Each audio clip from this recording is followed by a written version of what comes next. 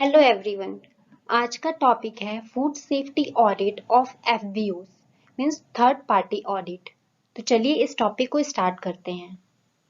तो सबसे पहले फूड सेफ्टी ऑडिट के बारे में जानने से पहले आपको ये पता होना चाहिए कि बेसिक में ऑडिट आखिर होता क्या है। तो अगर जनरली हम बात करें तो ऑडिट का मतलब ही होता है टू इंस्पेक्ट, यानी इंस्पेक्शन कैरी आउट करना, एग्जामिनेशन कैरी आउट करना या फिर कोई सर्वे कैरी आउट करना किसी भी प्रेमिसेस का या फिर किसी भी कंपनी का। तो बाय डेफिनेशन अगर हम देखें तो ये एक सिस्टमेटिक, इंडिपेंडेंट और डॉक्यूमेंटेड प्रोसेस है। ये एक ऐसा प्रोसेस है जहां पे ऑथराइज्ड ऑडिटर्स जो है किसी भी कंपनी या फैसिलिटी में विजिट करते हैं और वहां की फूड सेफ्टी कंप्लायंस को एक्सेस करते हैं, मींस देखते हैं कि जितने भी वो फूड सेफ्टी कंप्लायंस है वो फॉलो हो रही हैं या नहीं as per the standard. Auditing के दौरान जो ऑडिटर हैं वो फैसिलिटी की, यानी जो कंपनी है, जो प्रेमिसेस है, उसका इंस्पेक्शन कैरी आउट करती है, वहां फूड हैंडलिंग प्रैक्टिसेस को ऑब्जर्व करती है थॉरली और फिर उसके बाद डॉक्यूमेंटेशन करती है। मींस एक रिपोर्ट क्रिएट करती है कि जितने भी वहां पे जो प्रैक्टिसेस फॉलो हो रहे हैं वो as per the standard follow हो रहे हैं या नहीं। उसके बाद है फूड सेफ्टी ऑडिट।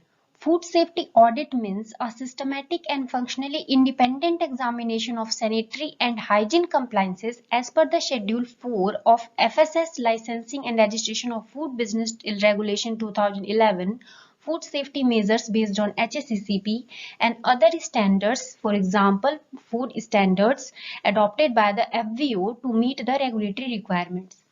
तो फूड सेफ्टी ऑडिट का मतलब होता है कि जो सैनिटरी और जो हाइजीन कंप्लायंसेस है वो सारी चीजों को as per the FSS regulation 2011 में जो शेड्यूल 4 है उसके कंप्लायंसेस को फॉलो करना और जो फूड सेफ्टी मेजर्स है उनको कैरी आउट करना बेस्ड ऑन द एचएसीसीपी।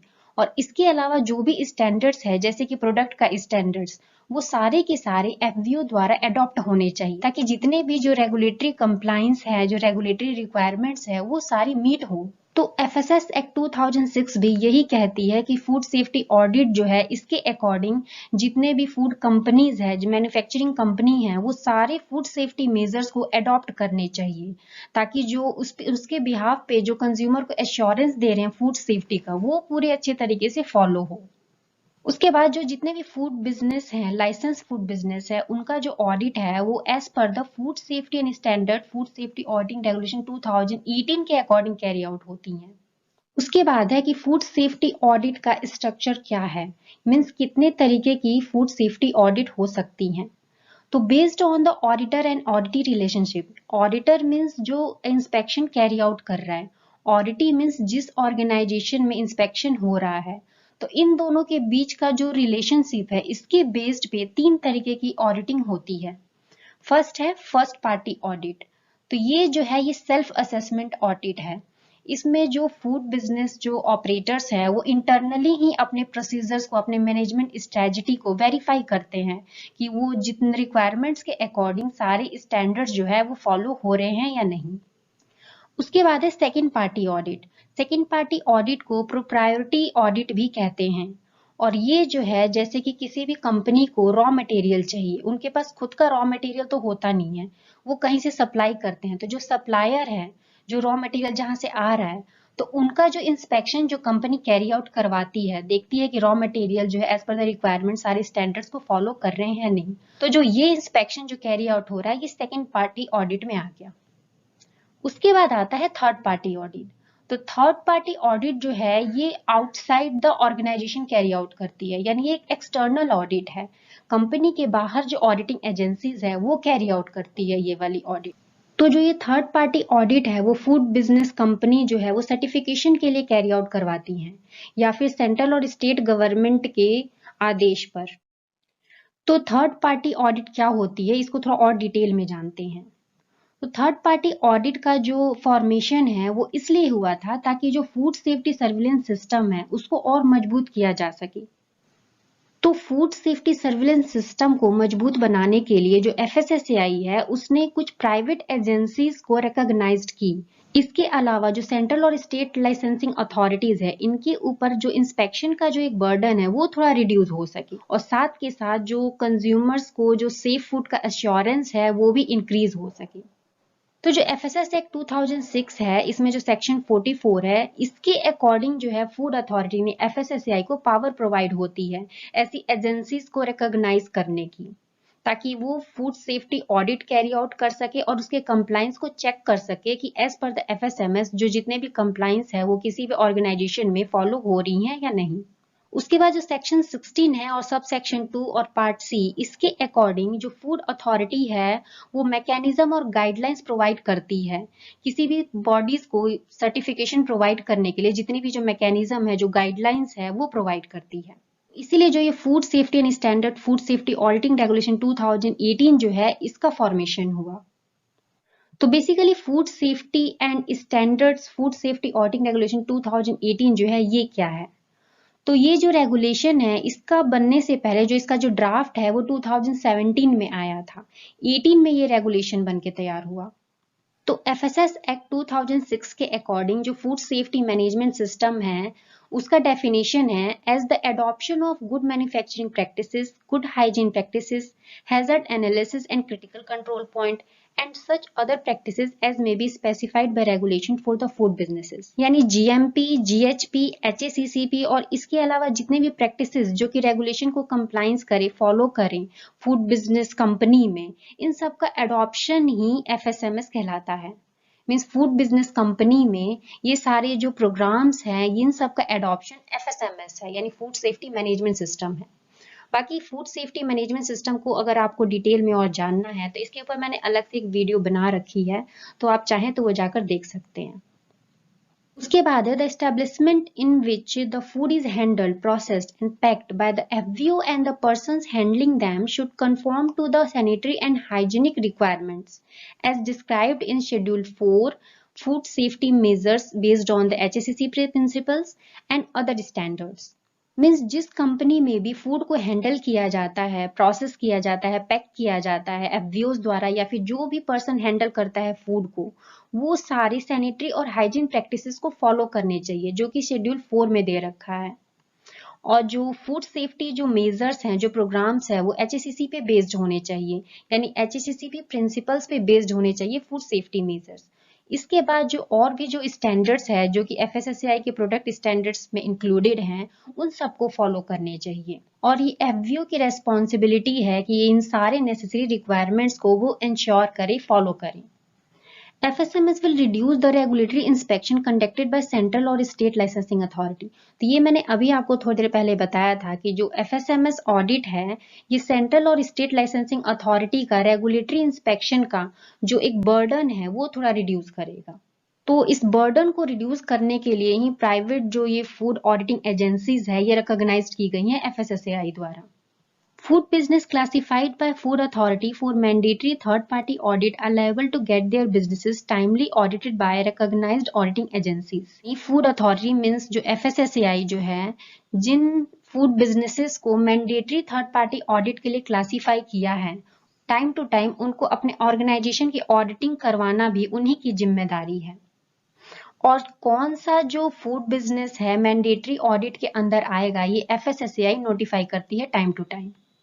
तो मैंडेटरी ऑडिटिंग के अलावा जो वॉलेंट्री है, मीन्स जो फूड बिजनेस मैंडेटरी में नहीं आते, चाहे तो वो भी अपनी ऑडिटिंग करवा सकते हैं अपने बिजनेस के लिए, अपने लाइसेंस के लिए।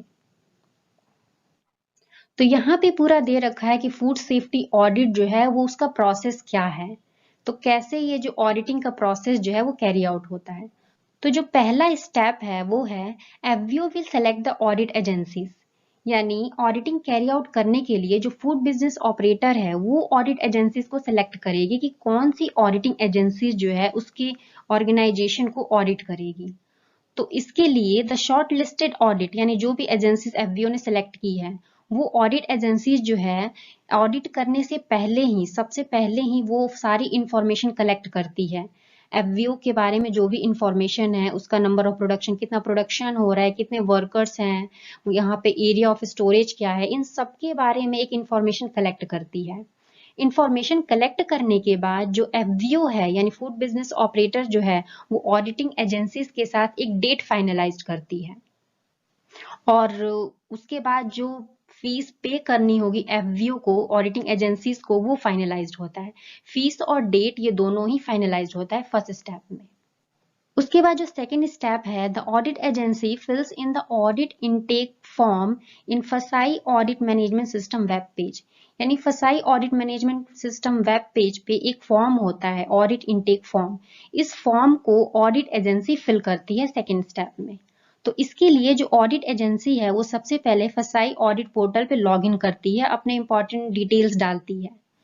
उसके बाद जो वो फॉर्म है वो फिल करती है, उसमें ऑडिट डेट, ऑडिटर की डिटेल्स और इससे रिलेटेड जो भी इंफॉर्मेशन उसमें पूछा जाता है वो सारी डिटेल्स जो है वो ऑडिटिंग एजेंसीज फिल करती है।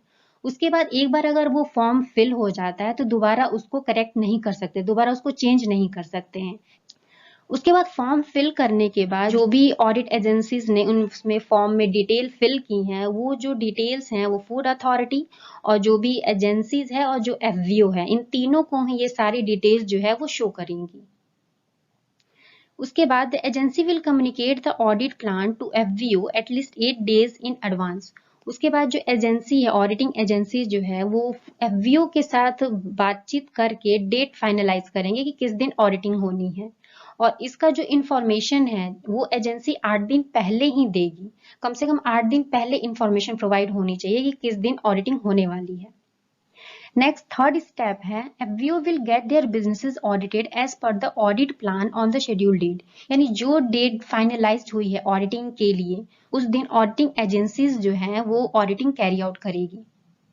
Auditor audit agency will execute the audit as per the inspection checklist and communicate the audit score, and the draft audit report shall be submitted before leaving the FVO facility. Means auditing के दिन audit carry out करेगी auditing agencies, और audit करने के बाद जो उसका score है, ऑडिट स्कोर है, वो बताएगी एफवीओ को, और उसका एक जो रिपोर्ट वो बनाया है वो रिपोर्ट जो है एफवीओ को एक सबमिट करेगी। उसके बाद अगर एफवीओ जो है इसके ऑडिटिंग से डिसएग्री है, एग्री नहीं है, तो वो चाहे तो फूड अथॉरिटी को इसके बारे में वो इन्फॉर्म कर सकता है।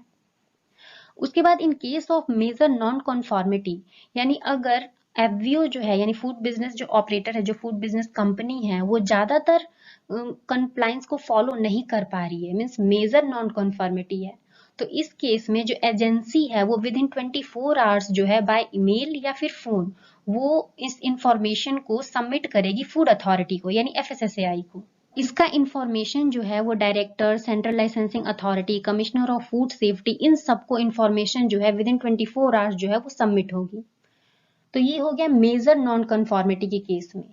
और उसके बाद अगर माइनर नॉन कन्फॉर्मिटी है, यानी थोड़ी बहुत कुछ अगर चीज है जो रह रही है, तो इसके लिए 15 डेज के अंदर जो है एजेंसीज है अपने रिपोर्ट को सबमिट करेगी, और एक टाइम दिया जाएगा कि इसके अंदर जो एफवीओ जो है अपनी कमी को पूरा करे। अगर वो इसको नहीं करेक्ट करता है एफवीओ जितने टाइम दिया गया है, तो इसके केस में जो सेंट्रल लाइसेंसिंग अथॉरिटी है या फिर स्टेट लाइसेंसिंग अथॉरिटी है उनको ये बात इन्फॉर्म की जाएगी, और उसके बाद जो भी नेसेसरी एक्शन लिया जाएगा वो सब डिसाइड होगा। तो ये था पूरा प्रोसेस फूड सेफ्टी ऑडिट का। नेक्स्ट है mandatory versus voluntary audits and it's frequency, यानी कौन कौन से जो ऑडिट्स है वो मैंडेटरी के अंदर आते हैं और इनकी क्या फ्रीक्वेंसी है, मीन्स कितने टाइम में जो ये ऑडिटिंग है वो कैरी आउट होती है। The food authority shall from time to time specify the category or type of food business which shall be subject to mandatory food safety auditing primarily based on their risk classification.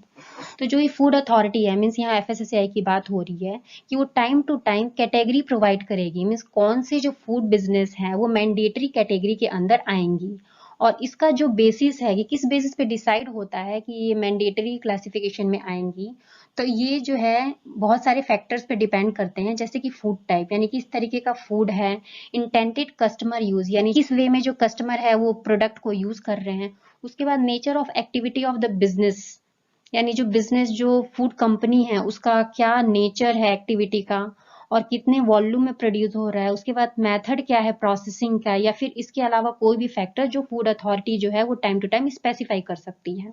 तो इन सब basis पे decide होता है कि कौन सा जो food business है मैंडेटरी क्लासिफिकेशन के अंदर आएंगी। और जो मैंडेटरी फूड बिजनेसेस हैं उनको टाइम टू टाइम अपनी जो ऑर्गेनाइजेशन है उनको ऑडिटिंग करवाना जरूरी है। और जो कितने टाइम में उनको ऑडिटिंग करना है ये एफएसएसएआई ही डिसाइड करती है। उसके लिए एक पूरा एक लिस्ट दे रखी है कि कितने टाइम में किसको ऑडिटिंग करवाना है। Food business in which food safety audit have been satisfactorily conducted may be subject to less frequent inspection by the central or state licensing authority। यानी जिस फूड बिजनेस में फूड सेफ्टी ऑडिट जो है वो सही ढंग से कंडक्ट होती हैं, वहां पे जो सेंट्रल और स्टेट लाइसेंसिंग अथॉरिटी है उनका लेस इंस्पेक्शन होता है। मीन्स ये ज्यादा इंटरफेयर नहीं करती हैं इंस्पेक्शन में, क्योंकि ये जो फूड सेफ्टी ऑडिट है उसको सही ढंग से ये फॉलो करनी है। अगर किसी केस में फूड अथॉरिटी को ये पता चलता है कि किसी फूड बिजनेस की वजह से कोई पब्लिक हेल्थ या सेफ्टी जो है इस पे रिस्क में है, तो इसके लिए जो फूड अथॉरिटी जो है वो चाहे तो और भी ज्यादा फ्रीक्वेंट इंस्पेक्शन जो है वो कैरी आउट करती है। फूड सेफ्टी मैनेजमेंट सिस्टम जो है इसके लिए जो ऑडिट प्रोसेस है फूड बिजनेस ऑपरेटर का, वो इस पे बेस्ड होने चाहिए आईएसओ 1911 2011 पे, जिसमें गाइडलाइंस दे रखी है पूरी मैनेजमेंट सिस्टम की, यानी ऑडिटिंग मैनेजमेंट सिस्टम की पूरी गाइडलाइंस इसमें दे रखी है। The audit frequency recommended by the Food Authority for FBOs to conduct the mandatory food safety audits is as follows। तो कौन सी फूड बिजनेस को कितनी बार ऑडिटिंग करवानी है ये पूरा एक लिस्ट दे रखा है एफएसएसएआई ने। तो जैसे कि यहाँ पे दे रखा है प्रोडक्ट आईडी और प्रोडक्ट, तो डेयरी प्रोडक्ट है जिसकी प्रोडक्ट आईडी 1 है, इसमें अगर ऑडिट स्कोर रेंज जो है 81 और 100% के बीच में आता है तो उसकी ऑडिट फ्रीक्वेंसी जो है 1 इन 12 मंथ्स, यानी 12 मंथ्स में सिर्फ उसको एक बार ऑडिटिंग करवानी होगी। अगर उसका ऑडिट स्क्वायर रेंज 51 से 80% आता है तो उसको 9 मंथ्स में एक बार करना है, और अगर 50% से कम आता है तो उसको 6 मंथ्स में एक बार करना है। तो इसी तरीके से जो ये बहुत सारे जो ये प्रोडक्ट दे रखे हैं जैसे फैट्स एंड ऑयल्स का, एडिबल आइसिस का, उसके बाद फ्रूट्स वेजिटेबल्स का, कन्फेक्शनरी का, इन सब का ये ऑडिट स्क्वायर के ऊपर डिपेंड करता है कि उसकी ऑडिटिंग फ्रीक्वेंसी जो है वो कैसी होगी और प्रोडक्ट के टाइप पे। तो ये आप टेबल जो है ये पूरा अच्छे से देख लेना है एक बार कि कौन से प्रोडक्ट में कितनी कितनी बार ऑडिटिंग होती है, ऑडिटिंग की फ्रीक्वेंसी क्या है। तो ये था पूरा थर्ड पार्टी ऑडिट और पूरा ऑडिटिंग के बारे में। होप आपको ये टॉपिक अच्छे से समझ में आया होगा। लेकिन अगर अब भी आपको कोई डाउट है तो आप कमेंट सेक्शन में पूछ सकते हैं, मैं आपके डाउट को क्लियर करने की पूरी तरीके से कोशिश करूंगी। तो इस वीडियो में बस इतना ही। Thank you.